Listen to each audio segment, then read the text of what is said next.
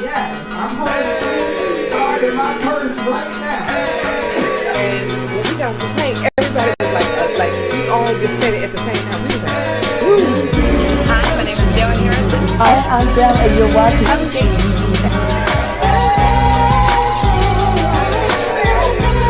You got me on the tip. Right,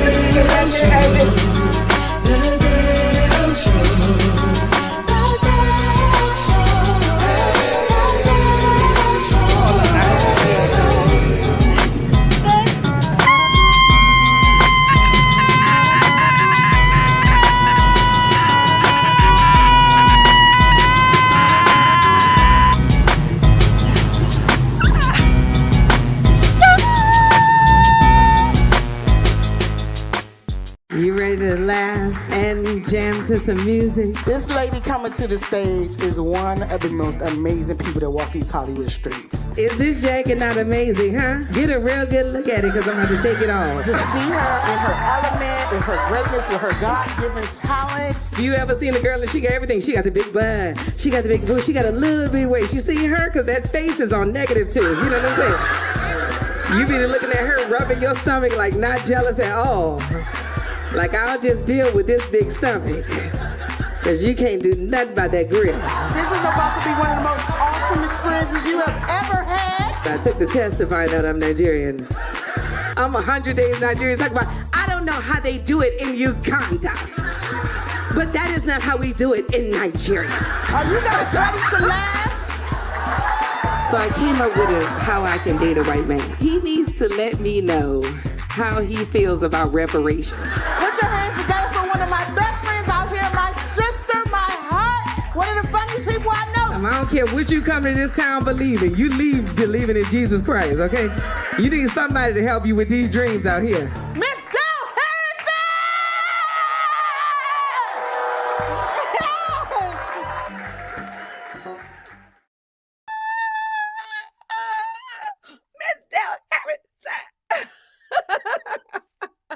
Y'all, I am sweating already, and that is a good thing. First of all, hey, IG Live, I cannot see your, I can see your comments. This is my first night going live on YouTube and IG. I am so happy that I figured it out. Y'all, that is my lesson. That is my lifetime lesson. Hold on for a second, because this eyelash is giving me plenty of problems, okay? I'm so happy to be with y'all, because I went to this thing on Saturday, and it was breakfast served, and it was talking about all these movies that was coming out, and honey, I left there at like 11:30, because I was like, I just can't take another, talk about a movie. I had enough, and I had drank all that coffee. And by the time I got home, I don't know what bug I had picked up at that thing, but honey, that thing had me on sit down all weekend. And I'm talking about, I could not do nothing. I was hot, I was cold, I was this, I was that, and I was struggling. And you know what it is sometimes, honey, something just come along and make you rest, because I'm the type of person that I actually enjoy working. I enjoy accomplishing things. So I'll just go from one thing to the next. I'll just get up at 6 a.m. and then at 2 a.m. I'll still be like, oh, let me just send another little email. And you don't need to send another little email. You need to sit your tail down. And that's exactly what that thing made me do. And I am so glad to be back. I'm so glad that I'm actually like sweating, because, I could not break that cold. Like, it was like a bone chill. Like, now I know why they call it a cold. Like, I wasn't sniffling or anything, but it was like a bone chill that I could not get rid of. So I'm like, honey, I'm just so happy to be back. And what I'm so happy is, I'm so happy y'all cannot see the bottom of this outfit, okay? I did get a chance to do my hair. And it's because I had to take them braids. Like, I had these long, I like my long plaits. And I had them long plaits in, and they was just so heavy on my head. And I had to keep on washing my hair, like washing this. Anyway, child, but I had to do my hair because you just got to do your natural hair. You just have to have 1 or 2 days where you wear your natural hair so you can remember that the Lord gave you that face. Because you know what fake hair does is fake hair, you feel so good, you look so good, honey. It's just, but all it's doing is accentuating the cute face that you see anyway. And you be forgetting that because, hair is like an accessory. It's big, it's glorious, it's fabulous. You look good with the length, you feel cuter. But honey, you the same cute before you got that fake hair. So that's what I have to do too, is I have to wear my own hair to remind myself, like, first of all, when you have natural hair, I mean, when you have your own hair, you need to take care of it. It needs to breathe. Your scalp need to breathe. Your scalp need to be greased. So I got a chance to do all of that. I see y'all in the comments already. I am loving YouTube and IG getting married. I am loving it on the Dale Show 2.0. Samuel Griffin is in the building. Auntie Gwen is in the building. The Hollywood Tactical is in the building. Samuel, you have a talent for making people laugh. Thank you so much. You say, how's my baby girl, Shara Monet? I got to check on Shara. She doing good. I know, Gwen, you say rest some time. Yay! Where every voice is heard. Ooh, let me put this on Do Not Disturb because emails will not be coming in because thank you so much, Gwen. Kay, thank you so much for tuning in. And Gwen, thank you so much for saying my hair look nice. Okay, I gotta get to the guests because honey, we only got 1 hour on the Dale Show. Okay. And my guest today, I'm so happy to have them. First of all, you seen her on, let me get the first guest in and we're going to kick it with her. So happy. She logged in from her phone because, honey, that computer was giving us plenty of problems. You've seen her on Marrying Millions, and I want y'all to check out this clip real fast. Because I explained to him, I'm not having sex before we get married. Here come Desiry talking about sex, and I'm like, oh my. Desiry, honey, you have made it very clear he would not be getting the nana before you get married. And I'm glad you represented on national television, honey. You look good, and no man shall be getting the poom poom before he get married. I love it. I love it. How are you? You look beautiful. Thank you. You too. You look amazing. You too. Thank you so much. I feel like all these I love all these like curtains and all this curtains and the cheetah print and everything. How was your day? It was good. I had a really blessed day. I woke up this morning in perfect mind, body, and soul. No aches, no pain. So I couldn't ask for more. Yeah. Yes. Hallelujah. Well, since you was talking about sex, I found a video that I just got to go ahead and get your opinion on because, we already on the topic. And of course, comments, y'all put it in the comments when y'all see the video and let me know what y'all think. First of all, let me find the video, okay? Because, I got so many folders. Oh, here it go. It popped up right away. Okay, here it go right here. Let's check out the video, Desiree. She sleeps with her husband pretty regularly. So I asked her, how often do you sleep with him? She said 2 times a week. Darling, 2 times a week is not regular. If you slept with him 2 times a week, that adds up to 8 days out of 30 days. You're only sleeping with him 8 out of 30. If this was an exam and you got 8 out of 30, you'd fail. So now let me ask you this question. Why are you accepting a failing grade in your marriage? Desiree, she probably don't work. What you think? Oh no, she's working. Whoever's in the bed, you got to put in your work. You got to come and you got to come correct. Okay, so if you putting it in, you might as well go all the way. Especially if you're. I believe because they're married, nothing is nothing's hold back. Off limits. Yeah, exactly. Nothing's off limits. There's nothing undefiled in the bedroom as long as they both agree upon it. You know what I'm saying? That's between a husband and wife. Okay, so you think how many days a week do you think? And let me put the question in here. How many days a week? Let me put the question. How many days a week Days a week. Should you be giving it up? If it's in a marriage, I think that Oh, to your husband. Let me just put yes, that up there. Okay. if you're married with your husband, I think that's something that should be discussed based upon you and your husband's needs. So honestly, that should have been done before the marriage. Yes. Yeah. And the thing is, listen, when I don't have to go to nobody's job, yeah, let's do it every night. You know what I'm saying? But child, when I gotta go to somebody's job and I come home, honey, I am tired, okay? Exactly. Like that's like people don't understand that it's a mental thing for us, okay? So 2 days a week is probably like amazing to her. Like, you know, she looking like she getting taken care of over here in the Arab nation, and all she got to do is go shop at Victoria's Secret and be home by 7 when he get home. Yeah, of course I'm turned on. Yeah, my man taking care of me all day. But you know, when I come home from work and I'm paying half the bill. I mean, I did paying half the bills, but it does matter because I am now having to contribute. Now I got to go to work. Now, you know what I'm saying? I mean,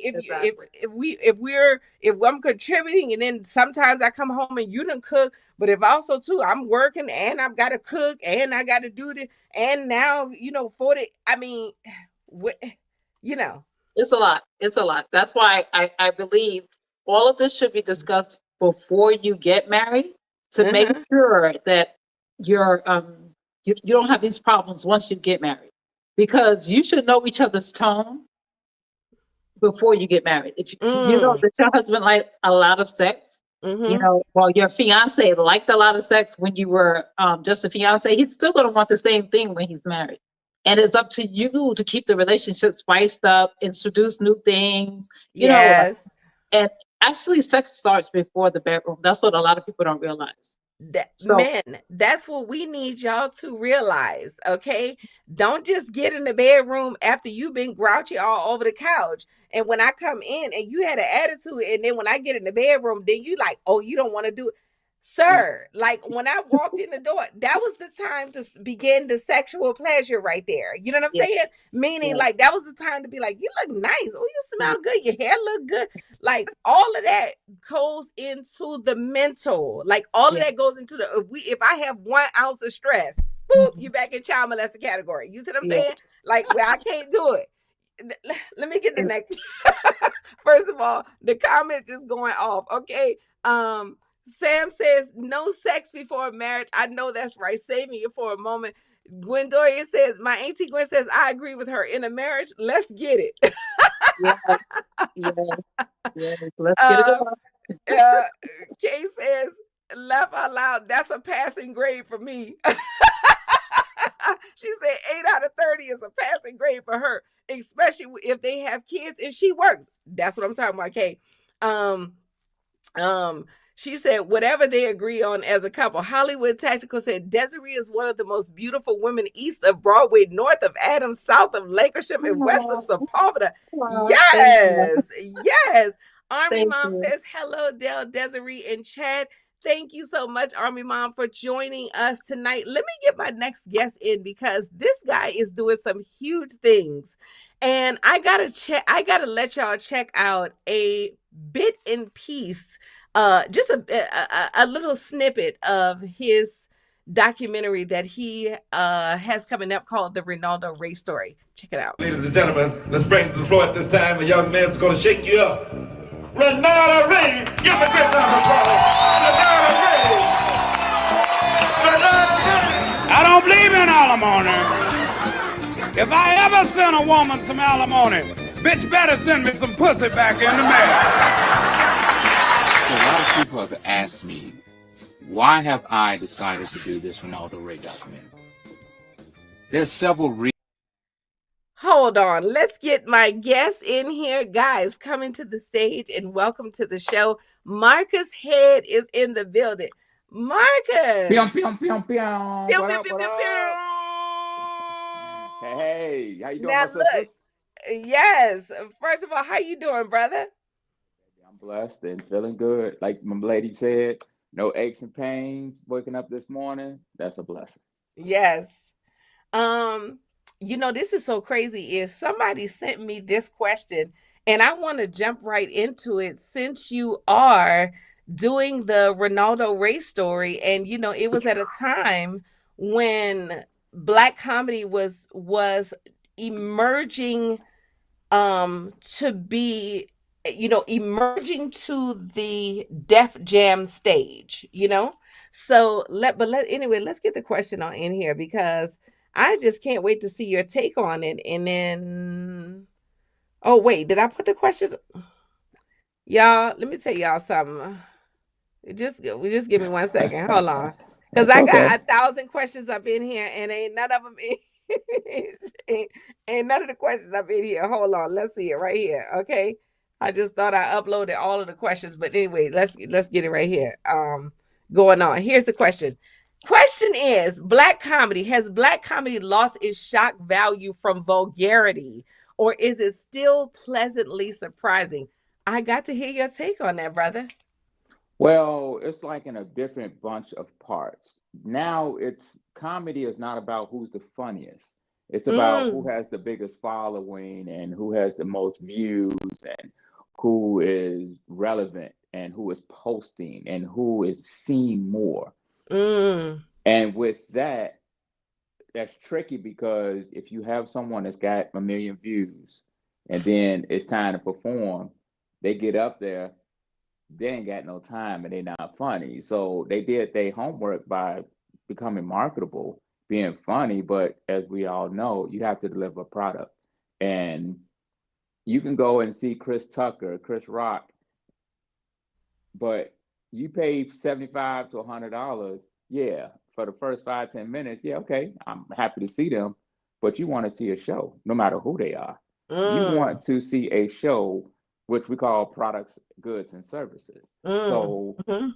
that's it's not a lost art because we do have people that's still funny, that's still doing their thing, but the new wave is people are booking, promoters are booking based on how many seats can I fill first, then I how feel funny that like, person is. yeah, no, and I feel like, honey, promoters and got tired, okay? Because they need you to come in with your follower and then they need to make money off of your follower. I could just go produce my own show and make all the money if I gonna bring the following. What am I sharing all the things with you for?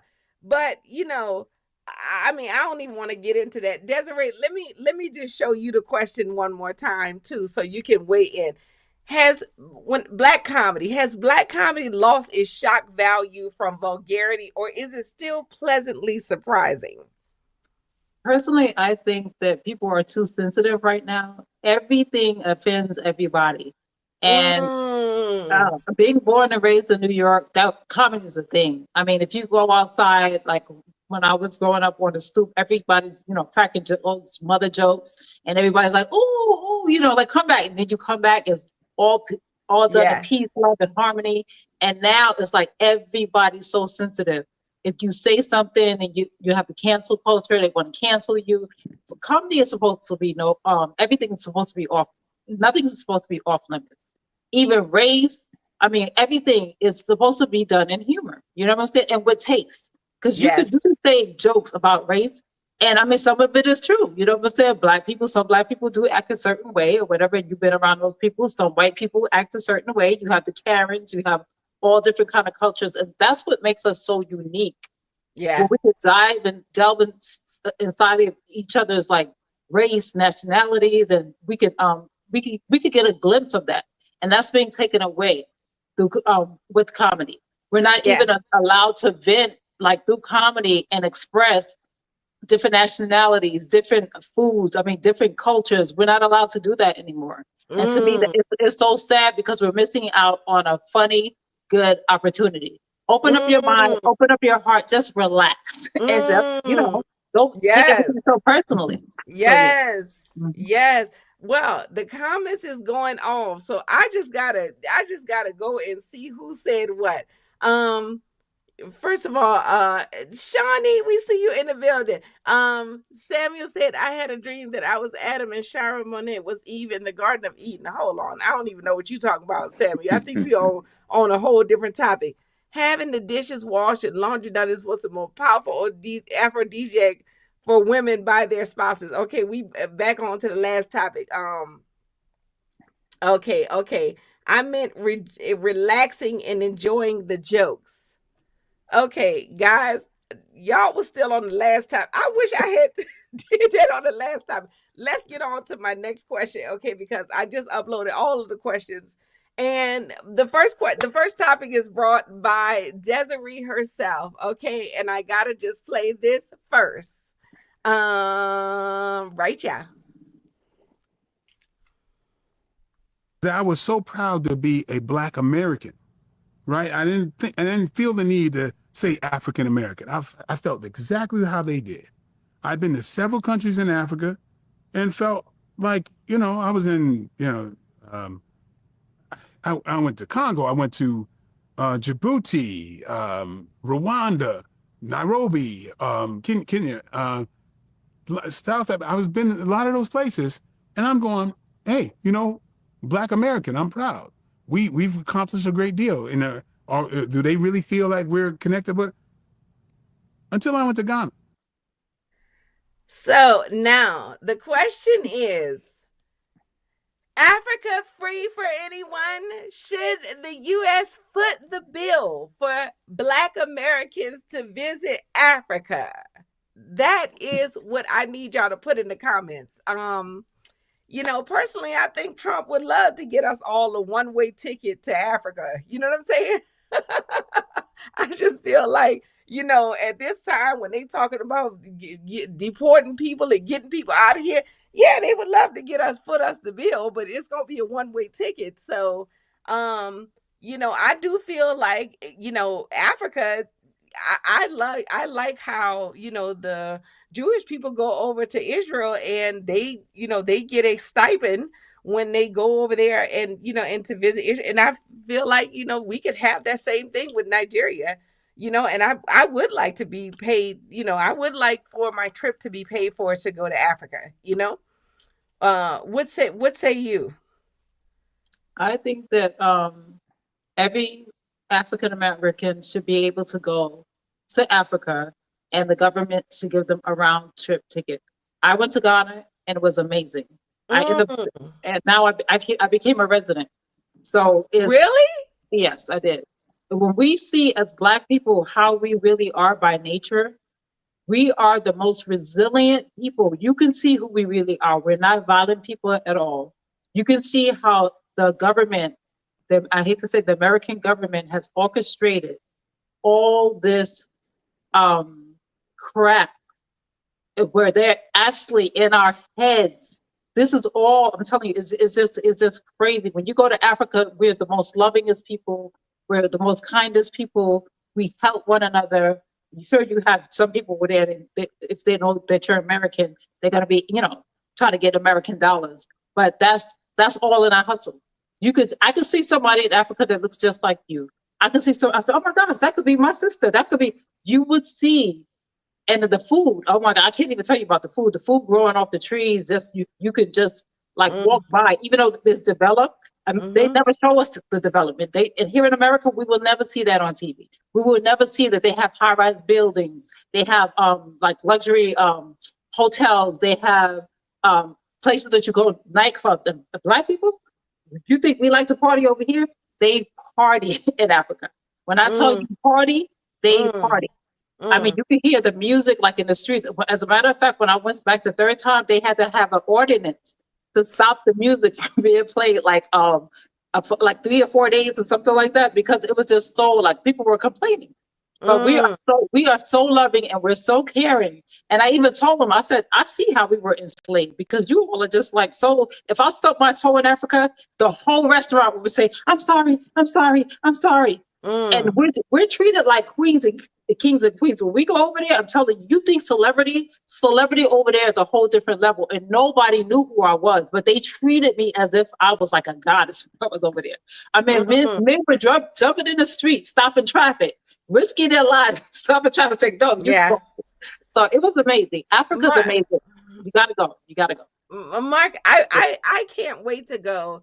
I think we should all go, but you know, when I think about them sending us to Africa, you know, I mean, I'm with the round trip ticket, but I'm with that after they've done so many other things because we've been disenfranchised, and a lot of us, you know, to me, we were already here. You know, so it's not like you know, because that's the one thing about America that I have a hard time trusting is the narrative that they create. They want us to think that you know that the white man brought us here and we were incapable of coming to a land and settling the land when we are the farmers. We go and we develop the land. We're the masons, the farmers, the this. So we would have already been here because where the sun is, our people is. So you know, to me, it's, you know, it's some people definitely came through the Atlantic slave trade, but when those ships got here, some of us was already here, you know? So, we taught them how to build the boats. I hope you know that. We taught them how to build boats, but they're not going to tell that part of history. We were already traveling back and forth through the transatlantic. And if you, yes. So yeah, no, that's what I'm talking about. We exactly. In fact, the transatlantic, the slave trade was already happening between Nigeria and Ghana, but it wasn't this brutal slave trade that the transatlantic slave trade with, you know, in the Americas. It wasn't the brutal slavery that came through Portugal, you know, those evil people over there, and you know, all of those things. But anyway, before I get on and turn into Angela Davis, let me get Marcus's opinion on let me show the question again, and I see y'all in the comments. I got you. Okay. So before we even get into it and start talking about the motherland, first, let me say thank you so much for inviting me to the Dale Show. And I just wanted to introduce myself real quick. And hello, Miss Hall, how you doing today? And my name is Marcus Head. I'm a filmmaker from Chicago, living in Atlanta, and I am working on the Ronaldo Ray documentary. For those that don't know who Ronaldo Ray, I know we're gonna get into it, but you put the clip on, but you didn't see who was on it, from Cat Williams to Lunel to Sinbad to Marshall Warfield, DC Curry, just so many people. BP Drake, that's going to tell us one of a story about Ronaldo Ray. So I felt like, you know, I just came straight in. I had to at least, you know, give the peck on the cheek to your people just to introduce and tell everybody who I was. So I definitely want to say that. And yes, I should have been in that clip because the first movie that I did, my Big Fat Hip Hop Family, it was with Ronaldo Ray. Really? Wow. Yeah. Wow. That's dope. So yes. So now, as far as getting back to, I've never been to Africa. We're actually going to Africa next year in the summer. And from everything I'm hearing, everyone says that going to Africa is an experience, because it's an experience of being to see your people and you everywhere you go. Because you know, you think you somewhere when you go to Atlanta and look at Clark University, and keep in mind, the AU Center, Clark, Spelman, Morehouse is not the same as it used to be 20 years ago, because everything is barricaded, surrounded, so you don't get a chance to experience that blackness. So I've heard that going to Africa, you experience a blackness to where everything is all Nubian black. And I've never heard anything negative about going to Africa. You will discover who you are. And like I said, Ms. Hall says that she went, so I can just imagine. But yeah, I think everybody needs to go to Africa to experience the roots of where we are, who we are, and to see the Black businesses, to see just the Black culture, the hair, the music, the food. It's just an experience I think everyone needs to see. Let's get to the comments. Hold on. First of all, the dogs say they want to go to Africa too. Okay. Samuel says, I've never been to Africa. I heard it's a great country. It's a lot of great countries in Africa. Shawnee said, I would love to go. Kay said, LOL reparations. She said, we should all go one day. Rocky said, my passport is ready. She said he and other white Americans want us to go and not come back. She means Donald Trump when she say he. Mine too, Rocky. My passport is ready too. I would love to go. Hollywood Tactical says all Black Americans should get reparations in the form of trips to Africa, free college, free healthcare, and a minimum basic income. Listen, in addition to the income we making already, okay, because we've definitely been disenfranchised, but there are some ways that we do get money in this country. Child, don't get me started. Okay, let me tell you something. Don't wake her up. Don't wake her up. I believe get away from the capitalism. Rocky says, I just got back from Cape Town and it was beautiful. Ooh, African food is something that I enjoy. Now, that's what I want to go to Senegal for. Because, honey, when I was in New York, these Senegalese people, their food was insane. Like, that was the best food I ever tasted. Let's all go to Africa, especially Cape Town. Hi, Marcus. Hi, Miss Hall. Hi, Marcus. I can't wait to see your movie. Me too. Hi, Miss Hall. Actress Lupita Nyong'o is from Africa, from a different country she's from. Guys, before we move on, I just want to say this. If you just tuned in, you're watching The Dow Show. Make sure y'all hit that subscribe button right now. Okay, y'all, please, y'all, hold on. Do me a favor and hit that subscribe button right now. Okay, not right now, right now. Hit that subscribe button right now. Okay, so you can get all the notifications. You can be notified when we go live, which is each and every Tuesday at 7 p.m. Pacific, 10 p.m. Eastern. And guys, I always got the cool guests, like my guest tonight, which is Marcus Head, film director, and Desiry Hall, superstar TV personality. Okay, let's get on to the next question, child, because so many. Okay, I got some well, Desiree, let me get to your second question. Okay, let me get to your second topic that you wanted to discuss. Okay. Lord, Indian origin Walmart employee burned to death in bakery oven. Superstore admits it was to be removed before the tragedy. Now, here's the question I got. This girl walked into, for those of y'all who don't know, let me just give you the summary of the story. She walked into a bakery, got incinerated. She walked into one of those ovens inside of Walmart.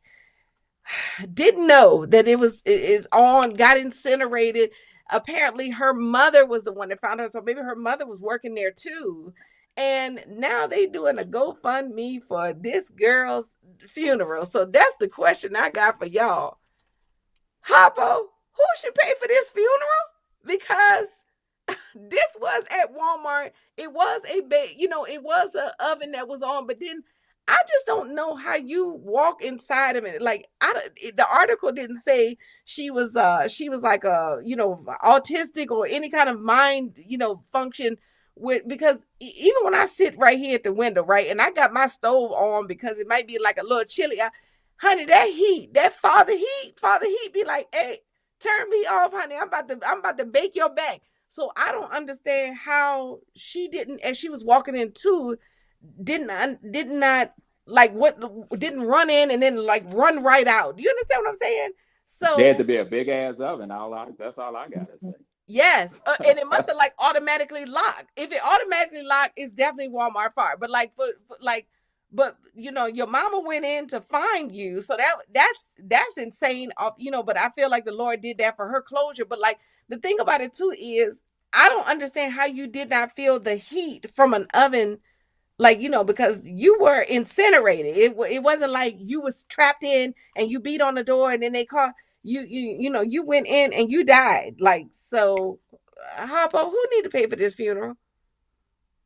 I think Walmart should pay for that funeral. That's a very sad thing that multi-billionaires would even allow them. They should have just offered to pay for that funeral, because it says a lot about Walmart, who they really, really are. It's like they talk about they care about the community. They don't care about the community. They didn't even care about their own employee who was incinerated. That was a cremation.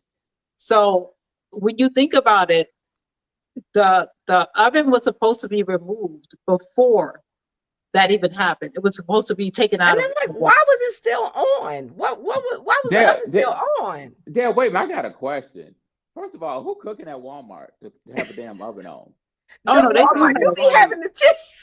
Yeah, they bake a lot. And Like Walmart, what they do. They bake specifically? cakes. They bake. Yeah, they do cookies. Yeah. So this is in like the cooking aisle, whatever, and she was an employee in that actual section, or I mean, you gotta like walk past something and be like, "Ooh, that's hot." I Not to be, know. "Ooh, that's." That's I'm just that's trying to what I'm figure saying. that I'm out. like, No, the oven was inoperable. It wasn't supposed to be working. It was supposed to be actually demolished and taken out of Walmart. So it was not It's on working. that part then. Yeah, that's negligent. no, but it was working because she was incinerated in the oven. So it That's was definitely, you the could feel question. the Though. heat. That's the question. It was not working.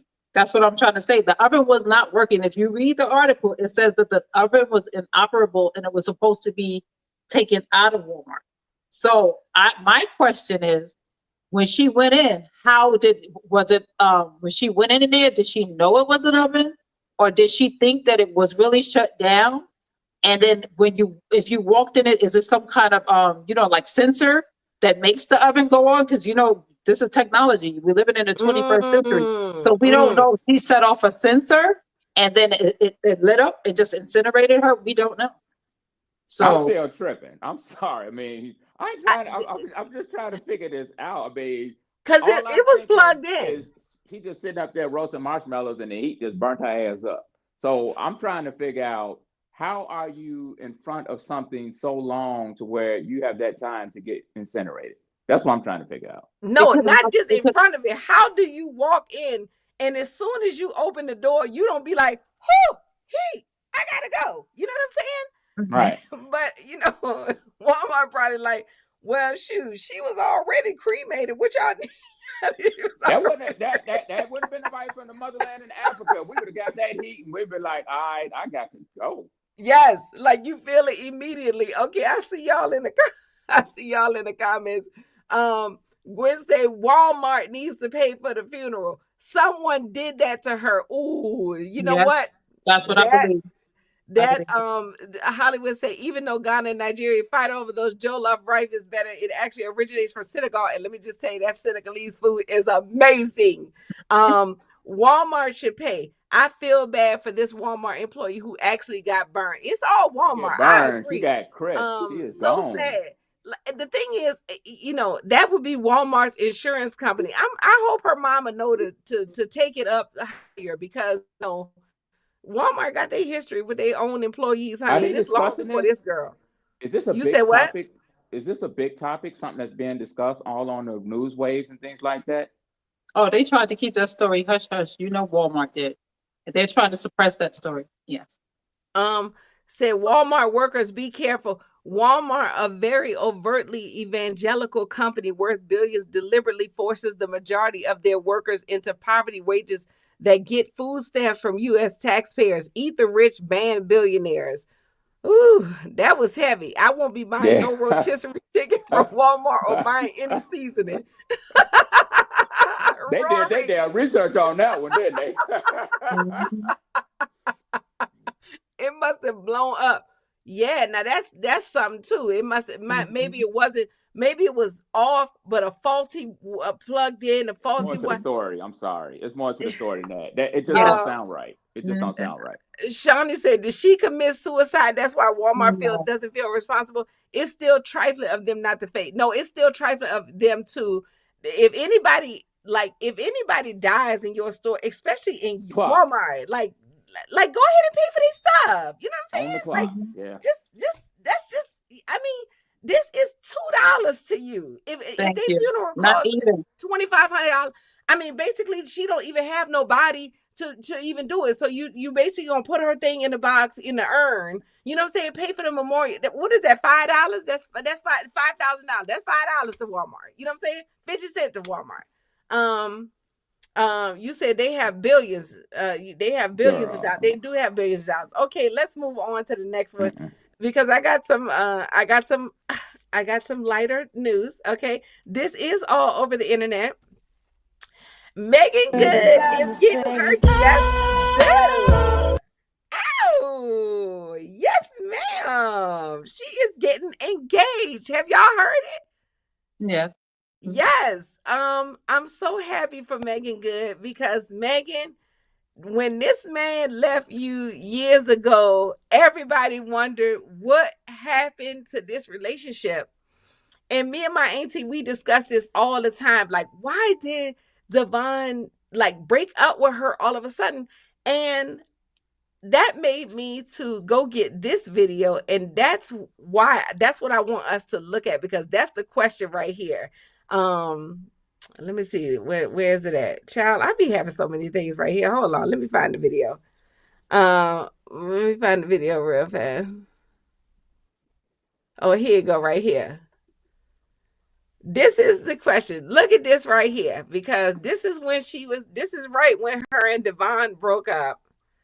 And oh, my video is having trouble. Okay, well, dang, I just Keyword, broke up. And you go from broke up to now you getting married. Child, please. no, but the thing about it too is they've been divorced long enough. Here it goes right here though. Watch this clip.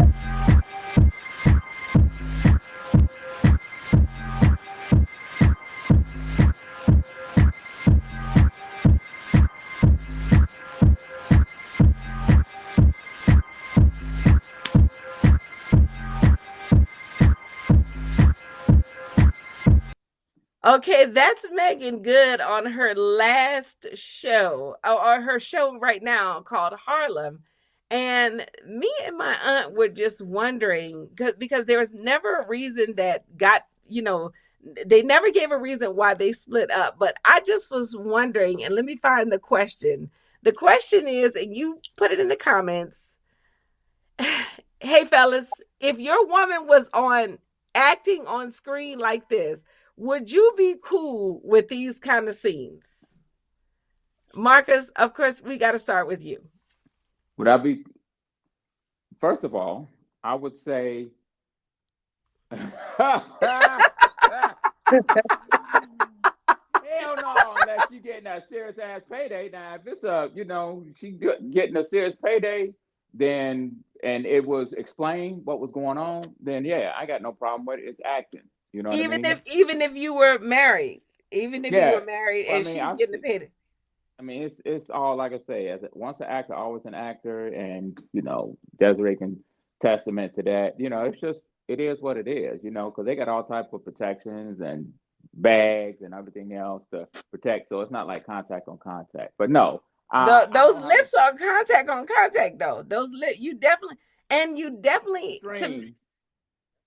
extreme, but it all depends. Like I say, if you first of all, you're getting into a sexual relationship scene, and you're married, so that's something I'm sure you've had a conversation with your spouse. I will hope you have that conversation. So if then you're moving forward, then that's different. But if your spouse don't know nothing about it, and that's the first time that they're seeing it or hearing it, then yeah, that's an issue. So it's all. What if your spouse has a problem with it? Should you go on? If your spouse has a problem with it, should you continue? Or if you're an extra, no. But if you're the main lead, then hey, you got to get that check, make that money. That's how you get paid. Wow. Desiry, what about you? Because you are an actress, and me too. And I just was thinking about, just because when you are acting with a role, you do have to connect. You're not going to just be kissing a person and then you don't feel anything. You literally have to see something that you like in the person, and you have to relate it. You have to find a serious connection, and that connection is going to be spilling over at nighttime, because you're on set for months. You know what I mean? So it's like every day you're kissing this other person. What do you think? You think the question is? Let me go back to the question. I got it. Okay. Okay. Well, I believe if you're an actor and you're a professional, it's just acting. But you would have to choose a partner who understands that you're an actor and that's what you do. If you don't have that type of partner, don't get into the relationship, because a lot of men can't handle that. I'm just going to be honest. They think you're so good at what you do that they're going to think that it's reality. So perception is reality.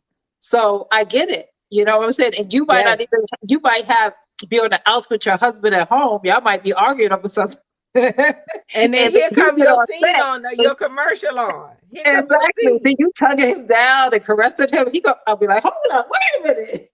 She don't act like that with me at home. So Even if y'all on the end, even if y'all on the ends, like when I'm sitting on the couch with you, you know, if as soon as your kissing scene come on, because the thing is, you have to connect. It's the same as like when I do a role, you know, if I'm somebody's mom and I lost my son, honey, I got to really lose my son on this camera. I got it. There is no like, oh, I'm a pretend. The audience will feel the connection.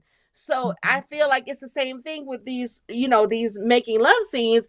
I've got to connect. And if I don't connect, then when I do connect, you know, to me, it's hard to connect to someone else. Like, you know, if I'm going to be disconnected to me at home. You know what I mean? Now, let me ask you ladies both a question. Has this situation, not to that extreme with your legs all up 68 degrees and everything else, but have either one of you women experienced a situation where you had a steamy scene with somebody, and did you guys talk it through first, or did you just go ahead and do it? I had a steamy scene in a movie that I did, but I don't like to. Okay, if we both knew that we were going to have the scene, right? But myself, I like the element of surprise. I'm not going to tell you what I'm going to do because it's going to make it more believable on camera. Mm-hmm. So it was actually a dominatrix scene that I did in the movie.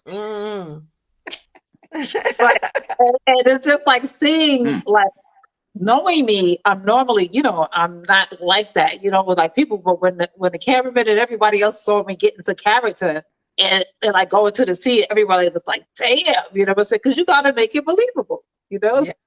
Yes. Were you into it, or was it just professional? It's like, it's professional. You let your mind go there. You know, it's you let because you're acting. You know what I'm saying? So I just act like I would as if I'm in the bedroom with my man, if I'm trying to please him, because I love to play dress up. So that's one thing in my relationship. The body is the body. The human body is the body, exactly. And it has a reaction. So I use my expertise in the scene. See, and that's what I'm talking about. You got to connect. Okay, the audience, the comments is coming in. Okay, the question is, hey fellas, if your woman was acting on screen and acting like this on screen, would you be cool with this? Let's go to the comments right here. And he look like he getting it too, boy. Yes, that's a lot of mind power not to say that. Kay said the show must go on. Okay. Gwen says, especially if you are attracted to the actor, that should be hard. Kay says, true. Some men can't handle it. Hollywood Tactical says, if you've ever been on set and you see all the cast, crew, lighting, sets, the script, etc., you see how contrived and non-spontaneous it is. You know what? You are right about that. It is not that spontaneous. But it's, you know, because you do have to repeat scenes a lot. But the thing about it too is, even when I'm repeating it, it doesn't matter. Like, I've never done a love scene. I don't have a desire to do a love scene, but I mean, I will do one if the role calls for it. But I just, you know, I don't have a desire, so I've never done it either way. But the thing about it too is, the things that I have done, even though I'm repeating it left and right, you still got to connect every time. And that's the thing. You know, you're not like, I did it one time and connect, and then this next time is strictly professional. You literally have to have that heat in your eyes and your desire every time. You have to figure out a way. You said some of the most popular film couples. It's called method acting. Can you explain what an intimacy coach is and why it's needed, and what do they do on set with it? Can I explain what an intimacy set coach is? Hold on, let me look it up. No, I was asking, I'm sure Desiry know what an intimate coach is. Well, an intimate set coach that basically is like a police officer on set. Like they'll watch like the different movements, like the way that you're positioned to make sure that it's like believable on camera. Like you're close enough or you're not close enough. like the angle, because everything is about angles when shooting. So you have to get the right angle. They have to actually be spraying water on you, make sure it's the right amount, not too much to make it look like it's a heated scene. So all of that is really like a sex policeman on set. That, you know what? I just looked it up and AI must have heard you. It's exactly what you said. Oh, okay. It's exactly what you said. Okay, let's move on. Okay, I got some relationship stuff. First of all, before I move on, I just want to say this, guys. You are tuned into the Show. Guys, if I ain't asked y'all nothing else, if I never asked you for nothing else, okay, I'm gonna ask you for this right here. Hit that subscribe button right now, okay? Make sure you hit that subscribe button and hit your notification bell so that you can be notified every time I go live, which is every Tuesday at 7 p.m. Pacific, 10 p.m. Eastern, 9 p.m. Central, with the hottest guests, including my guest tonight, which is Desiry Hall and Marcus Heads. Guys, I got some relationship questions. I don't know if we'll get to them all because I do want to show you more of the documentary, the Ronaldo Ray documentary, and get to talking to Marcus more about that. And then I want to see what Desiree has got going on so that you guys can follow them. So let's just take another couple questions and then we'll be out. Maybe we'll only have time for one more, and y'all have to come back next week and my next guest will do it. But here it is. Let's see. Let's see which one we got. Okay, I just need to do it like this. Okay, here's one. I have been seeing this guy for almost a year and a half, and now our relationship is open. I thought an amazing bond, especially when it comes to talking about life. We openly share our past, and we have where we are currently at in life and future. One of the things he always talks about is his relationship with his two kids or his kids' mothers. The first one he shares a 17-year-old daughter with is going through a parental alienation due to unresolved issues with the baby mama. She doesn't really let him see the daughter unless the daughter is asking for money.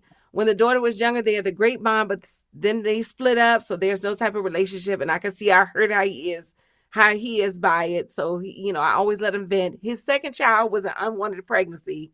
Okay. And it's very toxic as well. So the question that this girl has is, when he goes over to pick up the next son, the unwanted pregnancy child who he doesn't take out. I'm just paraphrasing it for you so we can, get on with it. Who he doesn't want anybody to know that this child was even born, since it was an unwanted pregnancy. The baby mama is over there standing in a towel, and she's yelling at him. And now he's back over at the baby mama house, and she says it's starting to get her on her nerves. So she doesn't want him talking about it anymore. And now he's saying that she's handicapping their relationship because he can't talk about anything with her anymore. So she says, I honestly think we should work on building a bond with his son outside of the house. But am I wrong, or should I just remove myself from the whole situation? Honey, that was a lot right there. Okay, guys, that was a lot. Basically, he got two baby mamas. Ain't nothing working out with neither baby mama. Okay, and now you don't want him talking about the problems he got with the second baby mama. And now that he is mad that he can't vent to you, he's saying you handicapping the relationship, and you're wondering, should you just leave the thing altogether, or are you wrong? Desiree, please. I need to catch my breath. Well, I feel that if she knew that he had two children prior to her getting involved with him, that was going to be drama anyway. So she signed up for drama.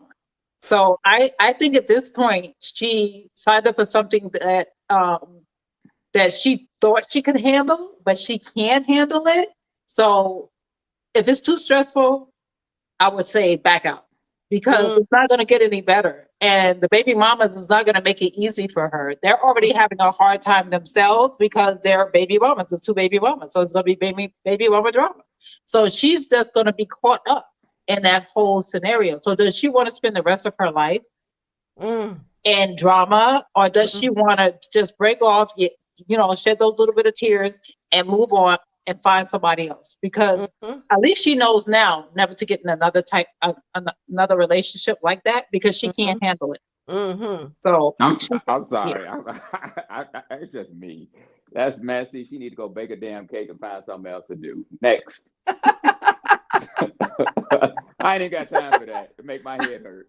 No, seriously, because when he got relationship stuff to fix with his kids, and you are a way for him to vent and not go directly to the source to fix that problem.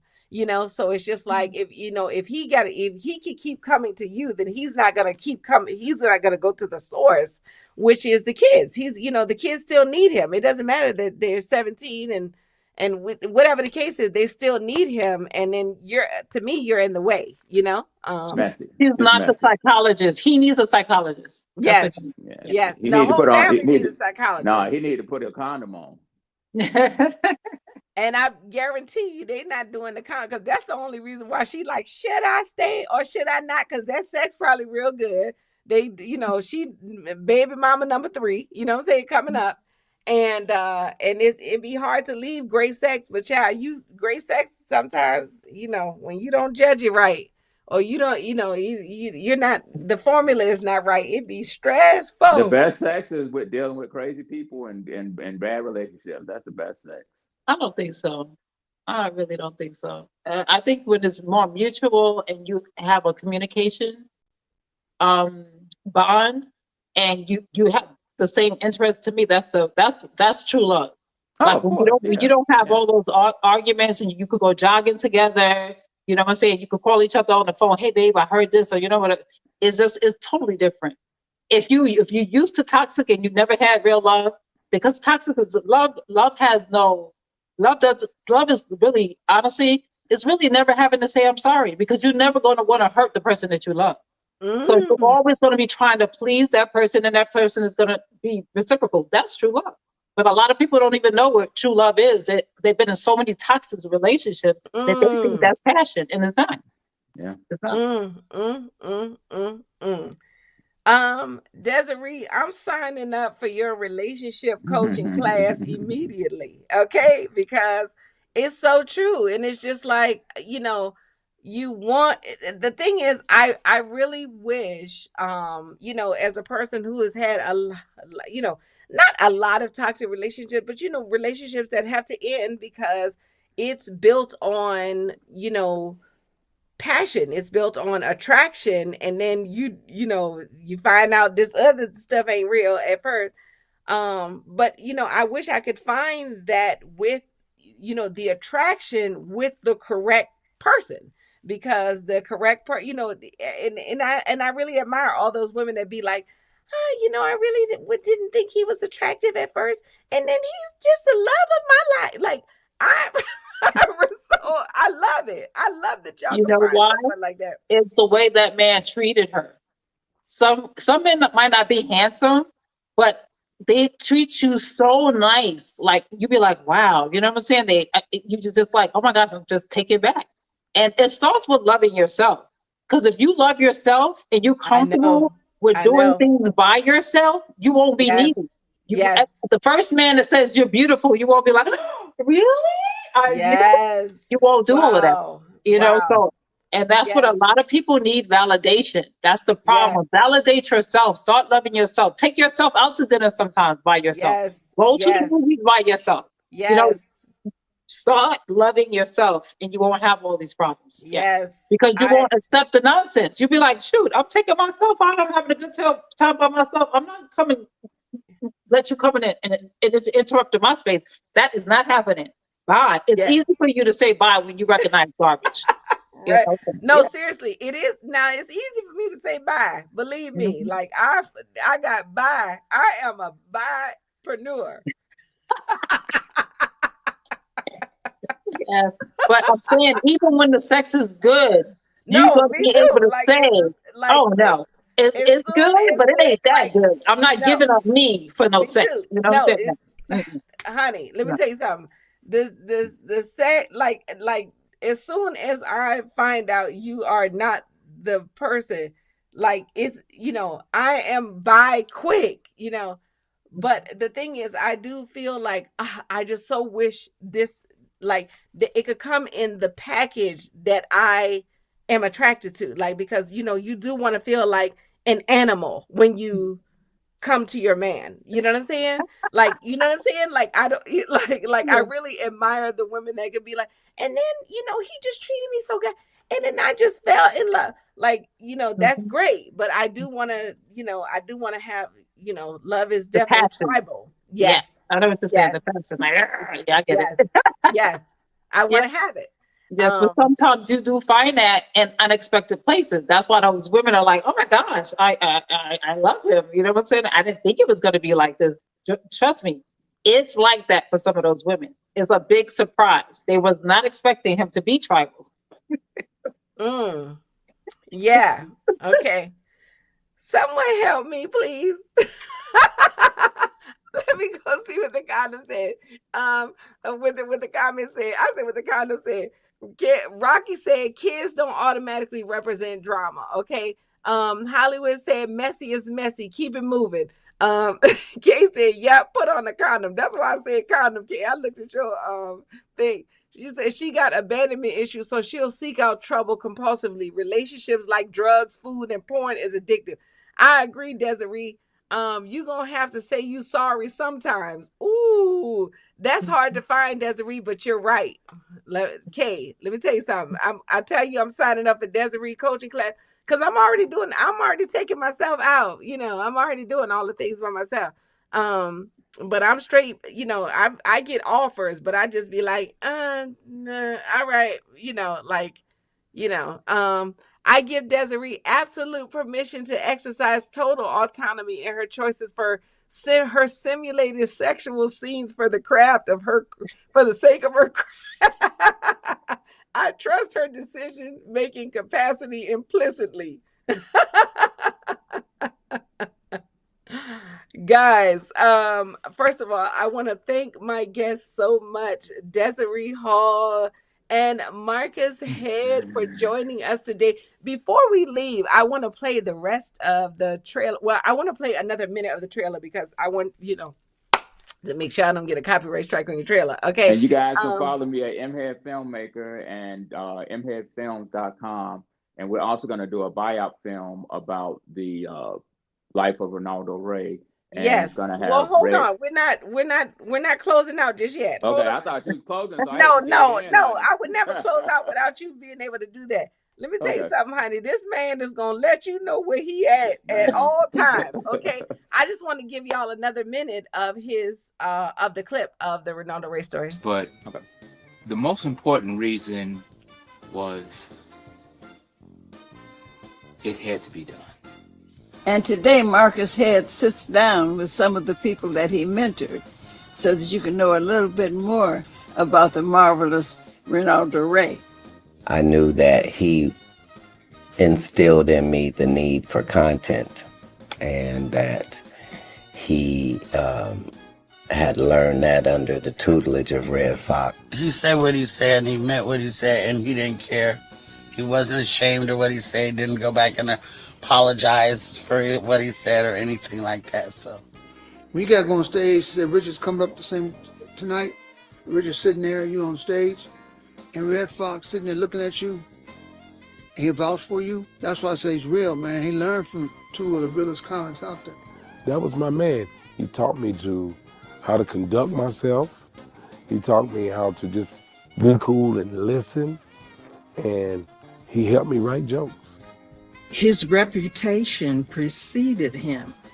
So I'd always heard about Ronaldo and Red and all that, and it was always good things. So when I finally did get a chance to work with him, it was like I had known him forever.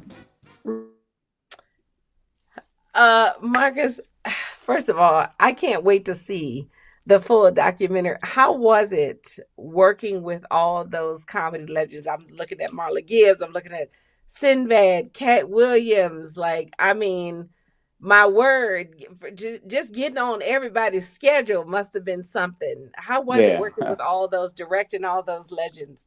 It was wonderful because everybody talked about this man with reverence of what people don't realize is Ronaldo Ray was a school teacher, and Cat Williams, Kim Whitley, DC Curry, Sinbad, Bruce, all these people are legends now.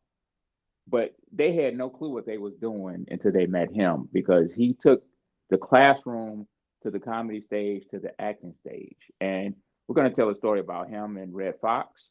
We're going to tell a story about how he met Richard Pryor, Dolomite, Robin Harris, how he's more than just a actor. He was also a songwriter. He wrote the song Superman Lover. We're going to talk about that with Lenny Williams. What? Yeah.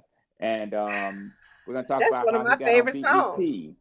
and how Marla Gibbs tells a story about how they created history because she was the first Black producer on a major network that had 5 Black writers on there, and Ronaldo was one of them. And she allowed him to go from writing, because he was a writer first, then he wanted to act, and that's how he became the mailman. And she tells that story. Marla Gibbs' daughter's on there. There's so many people. What has drawn you to Ronaldo Ray, in specifically, out of any of Before the? there was a 6-degree separation of Kevin Bacon, there was a 100-degree separation of Ronaldo Ray. Like I said, he's the only person mentored by Richard Pryor and Red Fox, 2 of the greatest entertainers we've ever had. And then he takes that tutelage and he gives it to Cat. He gives it to so many people. I personally knew him because I used to be a stand-up comedian. So I did meet him a few times. And once his grandson reached out to me because he saw one of my films on Tubi and said he liked it, and he wanted me to manage him. And I told him I'm busy at the time, but I gave him some pointers, and we just kept talking. And I said, I did know your grandfather, and I loved him. And he gave me a lot of pointers and took me on the road with him. And I met the family. We just hit it off. And I love the connection of, without doing that Ronaldo, I wouldn't have met Marla Gibbs. I wouldn't have met, well, I've worked with Sinbad before, but because he was sick, it's hard to get access to him. But because of the subject Ronaldo, I was able to instantly, I'm in his home. You know what I mean? Sitting down talking to him. And this has opened up a Pandora's box, because now I've had other people reach out to me, big name celebrities, I can't really say the names yet, that want me to do their documentaries based on the access I have, what they've seen. And we got Jetta Jones coming up. Tom Joyner's going to be on that project. Howard Stern's going to be on that project. Wow. It's just the list goes on. And BB Drake, Michael Collier. There's so many people on this project. We gotta close out, but please tell everybody where they can find you at, and then I'll get to Desiry. Yes, absolutely. You can follow me, Mhead Filmmaker, on Instagram. Just Google my name. Just Google Marcus Head. I'll come up. Everything about me comes up. Like I said, we're doing the Ronaldo Ray documentary, the Ronaldo Ray film, and I have a show very similar to it's called Live and in Color, very similar, In Living Color, comedy sketch that's coming out. Okay, and Desiry, first of all, thank you so much, beautiful lady, for joining me tonight. Tell everybody what you got going on and where they can find you. First, I would like to say thank you for having me on your show. It has been a pleasure, lots of fun. And you can find me at DESIRYHALL on all of my handles. Wow, thank you guys so much, guys. And of course, you're already following me, but if you're not, and if you haven't already, hit that subscribe button and make sure you hit the notification bell so you can get notified every time we go live, which is every Tuesday at 7 p.m. Pacific, 10 p.m. Eastern, 9 p.m. Central. God bless you, and I will see you next time on The Dad Show.